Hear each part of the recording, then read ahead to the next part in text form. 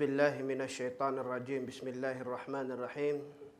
Alhamdulillah, salatan wa salaman ala khatamin nabiyyin nabiyina Muhammadin wa ala alihi wa sahbihi ajma'in. Amma ba'du, assalamu ala man ittaba'al huda. Ang papuri kay Allah subhanahu wa ta'ala, ang siyang tunay at tanging nag-iisang Diyos. At naway ang kanyang pagpapala, kapayapaan ay mapasa ating mahal na propeta Muhammad sallallahu alaihi wasallam. Ulit po sa lahat ng kapatirang Muslim, Assalamu alaikum wa rahmatullahi wa barakatuh. At sa lahat po ng not yet Muslim, magandang umaga o magandang araw po sa inyo. Dalangin ko kay Allah subhanahu wa ta'ala na ang araw na ito ay maging daan ang pagdadagdag ng ating kaalaman at gabay para sa mga naghahanap ng katotohanan. Sisimulan ko po ang aking maigsing paksa para sa umaga because I believe that this is more on open forum. Pero mahirap magsimula ng hindi magpasalamat. Pajazahumullahu khairan sa lahat ng nagtaguyod ng gantong gawain. Biyayaan, gantimpalaan, at tanggapin nawa ni Allah subhanahu wa ta'ala ang kanilang pagsisikap. Mula sa nag-isip hanggang sa dadampot ng dumi mamaya sa pagtatapos ng programa. Lahat. At bigyan pa sila ni Allah subhanahu wa ta'ala ng lakas para makagawa pa ng maraming ganitong pagtitipon. Amin ya Allah. Ang Masya Allah, yung Dubai ay isang lugar na mabiyaya. At alam kong mas alam nyo yun kaysa sa akin. Masya Allah, marami akong narating na city, pero iba yung Dubai. Sa Hong Kong, pagsakay mo sa train, lahat ng tao nagtatakbuhan, papunta sa trabaho, mabilis, pag-uwian, ganun din sa umaga. Busy city. Naghanap ako ng malapit na city na pwede kong makumpare sa Dubai, parang ganun din. Busy din yung mga tao. Kaya nakakatuwa na pag nagtawag tayo sa religion, patungkol sa reliyon, ay may dumadating sa kabila na sila ay busy. Pajazakumullahu khair, pagpalain, gantimpalaan kayo ni Allah subhanahu wa ta'ala. Pero merong dua na gusto kong i-share. Kasi beware, pag nasa maganda kang lugar, di ba? Tinanong nga ang propeta Muhammad sallallahu alaihi wasallam, Ya Rasulullah, ano ba ang kamahal-mahal na lugar kay Allah? At ano ang kamuhimuhing lugar kay Allah? Ang sagot ng Prophet Muhammad sallallahu alaihi wasallam, Allahu a'lam. So may lesson agad, hindi pinangahasan ng Propeta Muhammad sallallahu alaihi wasallam ang pagsagot sa simpleng tanong. So ganun sa atin sa Islam hindi tayo mabilis sumagot So hinintay na si Angel Gabriel para sa mga Christian. Diba, ang mga Christian naniniwala na nagbibigay ng message si Angel Gabriel katulad ng nakasaad raw sa Bible na dumating si Angel Gabriel kay Mary. So, ganun din sa paniniwala sa Islam. Pagdating ni Angel Gabriel, tinanong ng Propeta Muhammad sallallahu alaihi wasallam, ano yung kamahal-mahal na lugar kay Allah at ano yung kamuhimuhing lugar kay Allah? Ang sagot ni Malaika Jibril, Allahu a'lam. Hindi rin niya sinagot. At tinanong pa yun doon sa kinaroroonan ni Allah. Yung tanong na yun. At ang sagot, ang kamahal-mahal na lugar kay Allah ay ang mga masjid at ang kamuhimuhi ay ang aswak. Mga pamilihan, palengke. O mall siguro sa panahon natin ngayon. At isinagot yun ni Jibril alayhi salam kay Propeta Muhammad sallallahu alaihi wasallam at sinabi yun sa mga sahaba. At yun din ang sagot natin hanggang sa mga sandaling ito. So kung gusto natin malaman kung ano yung kamahal-mahal na lugar kay Allah, masjid. Doon sinasamba si Allah subhanahu wa ta'ala. At kamuhimuhing lugar para kay Allah, palengke. So kailangan meron tayong warning sa ating mga sarili. Sabi sa dua, Allahumma la taj'al ad-dunya akbaru hammina. Ya Allah, wag mong gawin na yung dunya ang siyang pinakamalaking layunin namin. Kasi pag nakapokus ka sa dunya, so bababa yung pagbabalance mo dito sa akhirah, sa kabilang buhay. Ang naka-mindset ka, lahat ng plano mo, naka-mindset para sa dunya. At ayaw natin yun, insyaAllah. So, masyaAllah, bilang unang payo, ito po yung nais kong sabihin sa lahat. Ang matuto ang bawat isa kung paano magtimbang ng dunya at akhirah. Ng dunya at akhirah. Fajazakumullahu khairan wa khairul jaza. Pangalawa, sinabi ng Propeta Muhammad sallallahu alaihi wasallam, Man yuridillahu bihi khairan yufaqihu fid din. Kung sino daw, sabi ng Propeta Muhammad sallallahu alaihi wasallam, ang gusto ni Allah subhanahu wa ta'ala bigyan ng kabutihan, ang binibigay niya ay pag-unawa sa reliyon. Yufaqihu fid din. Pag-unawa sa reliyon. So, ibig sabihin, pag si Allah subhanahu wa ta'ala gusto niyang bigyan ng kabutihan yung isang tao, hindi sa paraan ng material. So, yung may sports car, hindi ibig sabihin na mahal siya ni Allah. Wow, may sports car, oh. Kasi hindi yun ang basihan. Yung merong magandang bahay, pare-pareho naman tayo OFW. Bakit yung isa, may bahay na doon sa gantong lugar, sa Camellia o sa ano mang. Hindi rin ibig sabihin na mas mahal yun ni Allah. O mas gusto yun ni Allah. So wala doon ang basihan. O di kaya sa asawa, bakit siya crush siya ng crush niya? Ba't siya nagustuhan siya ng gusto niya? Di ba merong bago ngayon? Bakit hindi ako crush ng crush ko? Hindi rin yun ang palatandaan na ikaw ay nagugustuhan ni Allah. Kasi sabi ng Propeta sallallahu alaihi wasallam, "May yuridillahu bihi khairan yufaqihu fid din." Ang gusto ni Allah na bigyan ng kabutihan, ang binibigay niya ay pag-unawa sa reliyon. Subhanallah. Pag-unawa sa reliyon. Pag nakaunawa ng reliyon, gusto ni Allah tong taong to.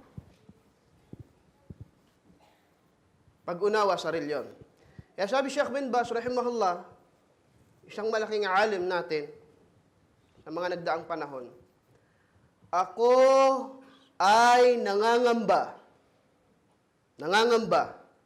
sa taong aral ng reliyon at hindi natututo. Subhanallah. Aral ng aral. Ano ibig sabihin ng aral ng aral? Siguro active sa center, laging nandyan, present. Siguro nanggaling pa ng university, ng mahad, umattend sa lecture na ganito, may certification na ganito, lahat yata. Walang dahilan para hindi niya malaman ng isang bagay, pero hindi mo makita sa kanya Islam. Para bang bago pa lang siya sa Islam palagi. Pero aral ng reliyon. Sabi Sheikh bin Baz, nangangamba ako sa ganung tao. Nag-aaral naman, pero hindi natututo. Bakit? Kasi may yuridillahu bihi khairan yufaqihu fid din. Ang gusto kasi ni Allah subhanahu wa ta'ala bigyan ng kabutihan ay yung nagkakaroon ng pag-unawa sa reliyon. Bakit itong taong to hindi naunawaan yung reliyon? Aral naman siya ng aral ng Islam. Palagi naman namin siya kasama sa center. Di ba nakakatakot? Baka ayaw sa kanya ni Allah. Bakit hindi dumarating yung pag-unawa? Subhanallah. So mga kapatid sa Islam, ito dapat makita natin yung bagay na yun. Minsan, meron naman tao hindi naman graduate sa university. Hindi naman nagsasalita ng Arabic. Pero Masya Allah, ang ganda ng kanyang pagka-Muslim. Nakamit na ba kayo? Question lang. Ng isang non-Muslim pero parang Muslim? Meron, di ba? Dahil sa ganda ng ugali. Non-Muslim. Pero yung pananaw niya sa buhay parang Muslim. Strict. Kaya lang kulang eh. Hindi nagsasala, hindi nagpapasting, pero sa paraan ng pananamit, pagsasalita, Masya Allah. Baka gusto ni Allah tong taon to. Parang nakakaunawa ng kaunti sa reliyon, pero wala yung malaking question, yung guidance. So, may yuridillahu bihi khairan yufaqihu fid din. Ang gusto ni Allah subhanahu wa ta'ala bigyan ng kabutihan, ang binibigay niya is understanding ng reliyon. Kasi imagine yung taong walang pakialam sa faith. Puro dunya, puro mundo, pagkausap mo. Pagkakausapin mo na tungkol sa pananampalataya, ibahin niya yung usapan.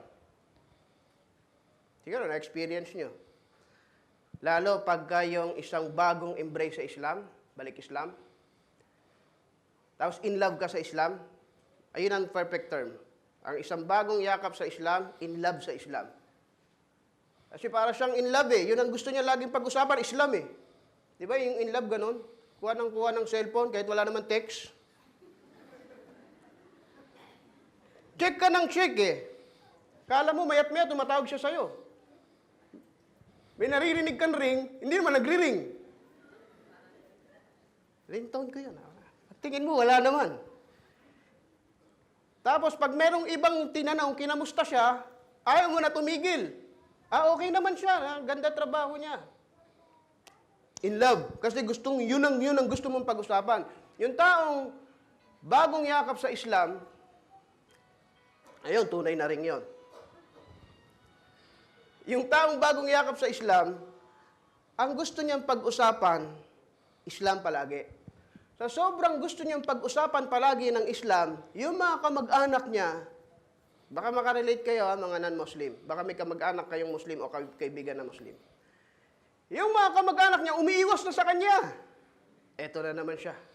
Wag lang konting mabuksan ang usapin patungkol sa Islam. Gusto mo yun ang pag-usapan. Di ba? So, mashallah, yan ang una. Yung taong bagong yakap sa Islam, gustong-gusto niya itong pag-usapan. Ngayon, mga kapatid, ito yung, meron tinatawag na wasailut thabat. Mga paraan ng pagpapatatag ng isang taong bagong yakap sa Islam. Marami ito.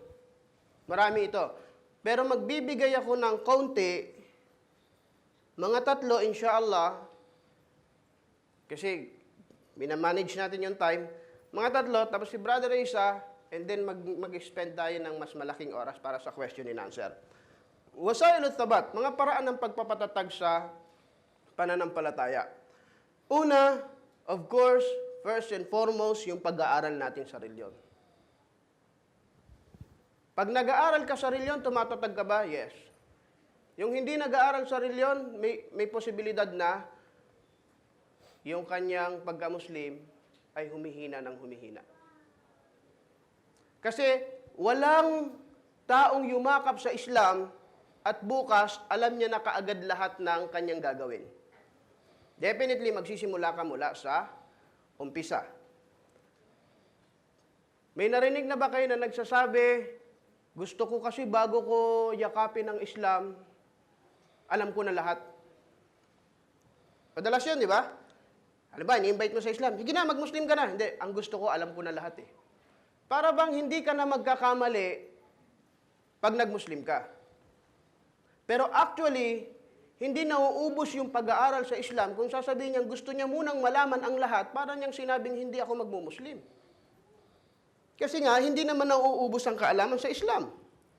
So sinabi ni Allah subhanahu wa ta'ala sa Quran, Kul law kana al-bahru midadan li kalimati Rabbi, lanafida al-bahru qabla an tanfada kalimatu Rabbi walau ji'na bimithlihi madada. Sabihin mo sa kanila Muhammad sallallahu alaihi wasallam, na kung yung dagat ay gagawing ink, at ang mga puno ay panulat para isulat lahat ng kaalaman sa reliyon patungkol kay Allah, sa kanyang katangian, sa kanyang mga pangalan, patungkol sa batas ng pananampalatayang ito, mauubos mo daw ang dagat, mauubos mo ang puno, pero hindi mo mauubos ang kaalaman. Walau ji'na bimithlihi madada. Kahit kumuha ka pa ulit ng ganong karaming dagat at ganong karaming puno. So, ibig sabihin, walang taong magsasabi na, gusto ko bago ko yakapin yan, alam ko na lahat. Kasi ginawang madali yun ni Allah subhanahu wa ta'ala. Yung taong nag-Muslim, kailangan niya talagang alamin ang reliyon na ito. Kasi hindi mo siya magagamit. So pag hindi mo alam ang reliyon na ito, hindi mo siya magagamit. Paano mo siya gagamiting batas sa buhay mo kung hindi mo naman natutunan? For example, anong pinakamalakas na computer ngayon? i7? Zion o ano man? Binigyan ka ng pinakamalakas na computer sa bahay mo. Kaya ang video editing. Lahat kaya. AutoCAD, 3D, animation, lahat kaya. Dahil sobrang lakas, di ba? Yan ang sukatan ng computer, games. And hindi ka naman marunong. Ang alam mo lang, type, word. So, hindi mo kailangan yun, di ba? Anong sense na meron kang ganong kalakas na PC kung hindi mo magagamit? Parang kung meron kang napakagandang reliyon at hindi mo naman alam gamitin, so anong silbi na meron kang reliyong Islam pag hindi mo naman magagamit? Kaya pinag-aaralan. Pag natutunan mo, doon mo palang ma-appreciate, Masya Allah, ang ganda ng reliyong binigay ng Diyos sa akin. Pero pag hindi mo siya pinag-aralan, paano mo ma-appreciate yung Islam? Di ba? Pangalawa, musahaba ashab al-jayyidin. Ang pakikisama sa mga taong mabubuti. Katulad ng hadis ng Propeta Muhammad sallallahu alaihi wasallam, kahit hindi ka daw magpabango, pag sumasama ka sa mga taong nagbebenta ng pabango, bumabango ka rin. At pag ang kasama mo yung mga hindi mababango, yung mga trabaho nila ay madudumi, hindi sila yung madumi, yung trabaho. Hindi masyado nakakapaglinis at sila yung palagi mong kasama, magkakahawa-hawa yung amoy, di ba? So magiging ganon yung amoy mo. Ganon kasimple. Sa English, sabi nila, birds of the same feathers flock together.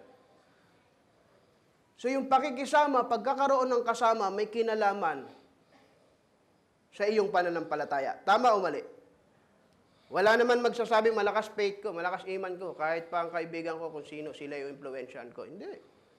Kasi pinapayo to ng Propeta Muhammad sallallahu alaihi wasallam na ang hahanapin mo ay yung mabuting kasama. Yung mabuting kasama. At ito ay obligatory lalo sa isang bagong yakap sa Islam. Walang tao na pag nagsyahada ngayon, mamaya makakapagsala na kaagad. Although wajib na sa kanya yung sala, obligado na yun sa kanya. Pero yung padyar, hindi ka nag-i-expect na tatawagan mo. Nagpadyar ka ba? Di ba nagiging mabigat naman yun masyado sa kanya? Ba't di ka nagpadyar? Kupur yan. Allahadul ladhi baynana wa baynahum as-sala wa man tarakaha faqad kafar. May mga dalil ka kaagad binubuhos sa kanya. Kagabi lang nag-Muslim yun. Hindi pa talaga makakapagpadyar yun. Pero kung siya ay sinasama niya yung sarili niya sa mga taong nagsasala, mas mabilis matuto kaysa doon sa in-isolate niya yung sarili niya. Pagkatapos niya mag-Muslim, nandun niya siya ulit sa kumpanya niya at siya lang yung Muslim doon at next 3 months na ulit siya magpapakita sa center. Talo yun ng isang tao na kasama niya yung mga Muslim na madalas siyang nakakapagsala. Tama, mali? So kung gusto mo palang matuto sa Islam, sama ka sa mga Muslim. Hanggang sa maging magkakamukha na kayo. Masya Allah. Di ba sabi nung galing Persya, pagpunta niya sa Madina, hinahanap niya ang propeta sallallahu alaihi wasallam. Hindi ko makilala kung sino ang Prophet Muhammad sallallahu alaihi wasallam. Magkakamukha sila. Pareho sila maglakad, pareho sila manamit, pareho sila kumilos, pareho sila magbudo, pareho sila magsala. Pare-pareho halos ang itsura nila. Masya Allah. So yung pagpili ng mabuting kasama, 100% may kinalaman sa pagtaas ng iyong pananampalataya. Isa pa dito sa mga wasail at-thabat ni Sheikh Uthaymin, rahimahullah, sabi niya, ang pagbabasa ng mga kwento ng mga propeta, mga sahaba, tabiin, mga salaf, na kung saan pag nabasa mo yung mga kwentong to, nadadagdagan talaga yung pananampalataya mo. Again, this is a fact. Minsan sa sobrang ganda ng movie, pagkatapos mo manood ng movie, di ka makatulog. May impact talaga sa iyo yung istorya. So kung ginagamit ito sa movie, pinayo ito ng ating mga ulama. Ano yon? Tumingin ka ng kwento mula sa Quran at Sunnah. Kaya sabi ng ating mga scholar, nahahati ang Quran sa tatlo. Sa Tauhid, sa Sharia, at sa kwento. Kasi kailangan talaga natin yung kwento. At yung tao mahilig magkwento. At maraming mahilig magkwentuhan. At maraming pinagkikwentuhan yung mga tao. All about kwento. So kabilang sa mga payo ng ating mga scholar, ay ang magbasa ng kwento ng mga sahaba at hindi yung kwento ng mga kapitbahay natin o kasama natin sa trabaho. Pag yun naman ang pinagkaabalahan mo, ikahihina naman yun ang pananampalataya mo. Kwento ng kasamahan mo ang pinag-uusapan nyo, problema talaga. So yung kwento ng mga sahaba, ng mga salap, number 1 yan, o kabilang yan rather, na magiging dahilan para maging matibay ka. Halimbawa, may problema ka, di ba? Ang minsan ginagawa mo, manonood ka ng movie, tapos medyo na-refresh ka, nahihimasmasan ka dahil sa movie. Pagka nag-away kayo ng asawa mo, manood ka ng 3 pelikula, minsan, kahit pa paano, gumagang yung pakiramdam mo. Pero paano pa kaya kung ang pinag-uusapan natin, kwento ng mga sahaba? Sa isang aklat, Ibn al-Qayyim rahimahullah, Madarij as-Salikin. Di ko maalala yung title ng book. Pero meron doon siyang binanggit na nung unang panahon, sabi sa book na yon, nakikita daw ng tao yung tunay na itsura ng syaitan. Tunay na itsura ng syaitan. Mashallah. So pagka sinabing itsura ng syaitan, ng satanas, nakakatakot. So nung unang panahon, nagpapakita daw yon. Merong isang payos, banal na tao, narinig niya na sa isang lugar, sinasamba yung puno. At ang pagsamba sa puno ay shirk, kawalan ng katarungan, pinakamalaking kasalanan. Bakit siya sasambahin yung puno? Doon sila nagpapasalamat, doon siya nananalangin sa puno. Nung narinig niya yung balitang yun, kinuha niya yung kanyang palakol, naggayak siya at nag-travel siya. Hindi dapat manatili ang puno na yan sapagkat yan ay shirk, ugat yan ng kasalanan at dapat putulin. Full spirit, iman. So pinuntahan niya, nag-travel siya. Along the way, nakasalubong niya yung syaitan, yung nagpapakita sa tunay na itsura. Sabi niya, saan ka pupunta? Yung puno, shirk yan, dapat yan putulin. Pagtatambal yan kay Allah, sinasamba ng tao, hindi yan dapat sambahin ng tao. Katulad ng ginagawa ng mga tao ngayon, sumasamba sa kahoy, bato, puno. So nung sinabi niya yan, yung syaitan na nasa harap niya, sabi niya, hindi mo magagawa. Sabi niya, wallahi, magagawa ko. Sumpaman kay Allah, kaya kong gawin. At ang ginawa niya, sinuntok niya ng napakalakas. At yung syaitan na yun, sa tunay niyang anyo, ay tumalsik sa napakalayo. Tumapon sa napakalayo. Bakit? Iman. So nagpatuloy siya sa paglalakbay niya, kaya lang, ang ta'alik ng ating mga scholar, yung syaitan, hindi katulad ng tao na mabilis sumuko. So ang ginawa nitong syaitan na ito, nagpalit siya ng inyo, ibang style, ibang strategy. Hindi ka agad sumuko. Nag-anyo siyang matanda. At nakita niya ulit yung maglalakbay para putulin yung puno. Saan ka pupunta, amang? Sabi niya, yung puno, shirk yun, dapat putulin. Ang sabi ng syaitan, matanda na nga, hindi niya nakilala. Ang daan ay dito, diretsuin mo yan. Masya Allah. Tinuturo pa yung daan eh. Kaya yung syaitan, tuturuan ka sa maraming bagay eh. Ang daan, didiretsuin mo yan, kakaliwa, kakanan, doon. Tinuro sa kanya yung daanan. Eto na. Ang sabi ng syaitan, kaya lang gabi na. Pagka dinaanan mo yun, hindi mo rin naabutan. Magpahinga ka sa lugar na i-recommend ko sa iyo, sa batuhan. Bato, doon ka mag-inat ng iyong likod. So sabi niya, hindi, kailangan putulin ko yun. Ang sabi lang ng syaitan, meron ba ang punong umaalis sa kanyang kinaroroonan? Wala. Sabi niya, magpahinga ka. Gagabihin ka, hindi mo mapuputol. Kung magpahinga kayo ngayong gabi, bukas ng umaga, putol yun, tiyak. So nag-iisip siya. Hanggang sumang-ayon siya. At nagpahinga siya doon sa bato. Paggising niya kinaumagahan, pagmulat ng mata niya, nandun kagad yung matanda. Kamusta ang tulog? Ayos ba? Sabi niya, meron akong gift sa'yo sa ilalim. Pakikuha mo na lang. Anong gift? Di ba nag-travel ka? Yung gift na yon, punta ka sa souk, sa Dubai Mall, gamitin mo yun, bili kang pasalubong sa mother mo. Di ba sa Islam, birrul walidain? Maging mabuti ka sa magulang, gamitin mo yun. Pagkapa niya sa ilalim, meron niya. Maaga pa naman. So, namili muna siya, Masya Allah. Sama na kain doon. Pagkatapos niya mamili, inabot ng gabi, sabi niya, pahinga pa rin ako kasi gabi. Parehong unang katwiran, di naman mapuputol yun. May umaalis bang puno? Wala. Bukas na. So, nagpahinga siya.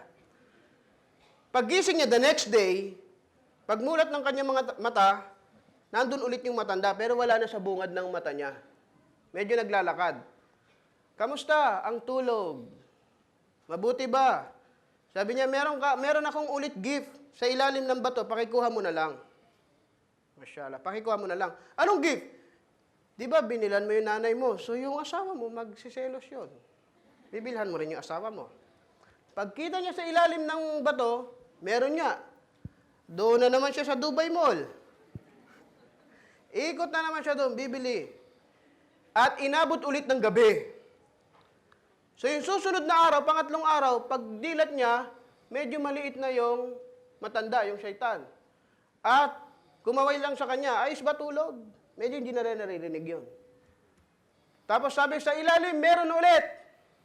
Wala nang paliwanag. Sa ilalim, meron ulit. Yung una, kinukumbinsi pa siya eh. Pagkapa niya, meron ulit. Sabi niya, siguro yung kapitbahay ko, kailangan din ng pasalubong yun eh. Binili niya na rin ang kapitbahay. Ganun ulit nangyari. Ilang araw na? 3. Pang-4 na araw, yung syaitan, malayo na talaga, maliit na. Siya na yung tumawag.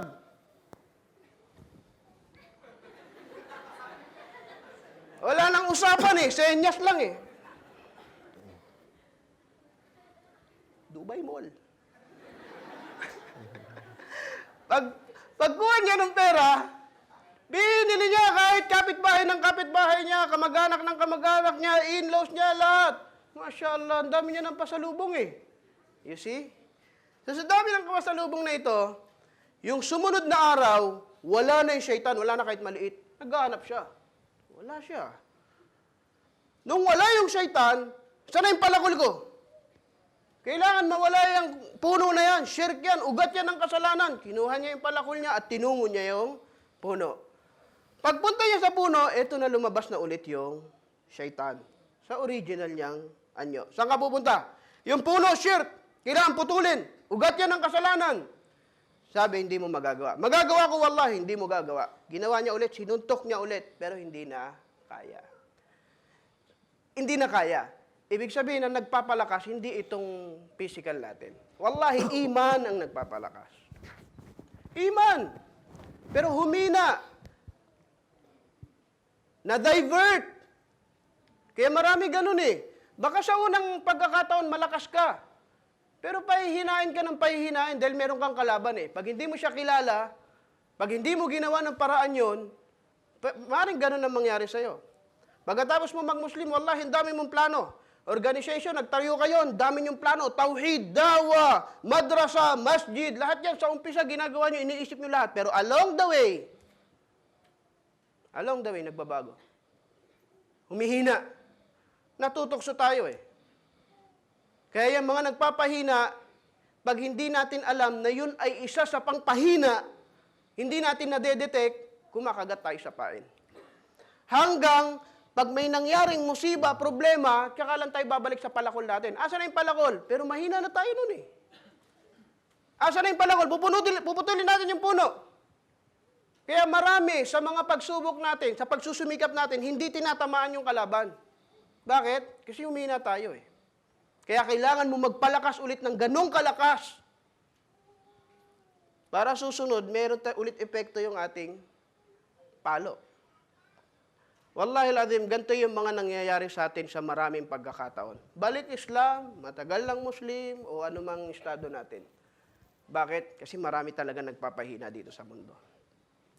At itong mga kwentong ito yung nasa pangatlo, ito yung sinasabi natin na binabalik-balikan natin. Kasi pag hindi tayo nagre-refresh, walang mga gantong gathering, walang mga Islamic Center, Jamlaker, walang mga ustad na nandiyan nagre-remind sa atin, wala yung mga brother, wala tayo sa circulation, hindi natin alam kung nasan talaga tayo at anong mangyayari sa iman natin. Hindi natin alam kung anong mangyayari sa iman natin. So, napakaraming paraan ng pagpapatatag. At yun naman yung ating gusto dito sa mundo. Kaya nga, lastly, yung isang sheikh, rahimahullah, nakasama namin, in-interview kami ng media. Kasi nagandahan sa kanyang speech, tapos dumating yung mga media. Sabi niya, sir, ano bang pangarap niyo? So, siyempre, sa lawak ng pag-unawa niya, nagka-interest yung tao. Yung gantong tao, may pangarap ba? Anong pangarap niyo? Nagandahan talaga ako sa sagot niya. Sabi niya, ang pangarap ko, mamatay na Muslim. Masya Allah, mamatay na. Wala tamutun na illa wa antum muslimun. Lagi sinasabi sa khutbah. Pero hindi natin naisip pag natatanong tayo ng pangarap. Pag sinabing pangarap, teka. Mag-iisip ka para kang nasa game show. Pangarap Pero siya, nasagot niya kaagad yun. Diretso. Diretso ala tol. Ano sabi niya? Pangarap ko mamatay na Muslim. Pero sinasabi lagi yun sa Juma, hindi natin nare-realize. Ang sinasabi lagi ng imam, at huwag niyo hayaang abutan kayo ng kamatayan na kayo ay hindi mga Muslim. Wala tamutun na illa wa antum muslimun. Pag tin-translate natin to literally, huwag kang mamatay pag hindi ka Muslim. Wala tamutun na illa wa antum muslimun. At huwag kayong mamatay pag hindi kayo Muslim. Ngayon, yung pag-control ng pagiging Muslim mo, o yung kamatayan rather, hindi mo naman control. Kasi hindi natin alam yon. Pero yung pagiging Muslim mo, binigyan ka doon ng kapangyarihan ni Allah. Binigyan ka doon ng desisyon mo para ikaw ay manatiling matatag doon. Kaya nga ang challenge dito lagi habang nabubuhay tayo, hindi natin alam kung hanggang kailan, hanggang saan, kung paano tayo mabubuhay dito, pero yung paghawak natin sa pagiging Muslim natin, ay meron tayo ditong ibinigay ni Allah subhanahu wa ta'ala na otoridad, na yun, inshallah, yung dapat nating pagsumikapan na magampanan habang tayo ay nabubuhay.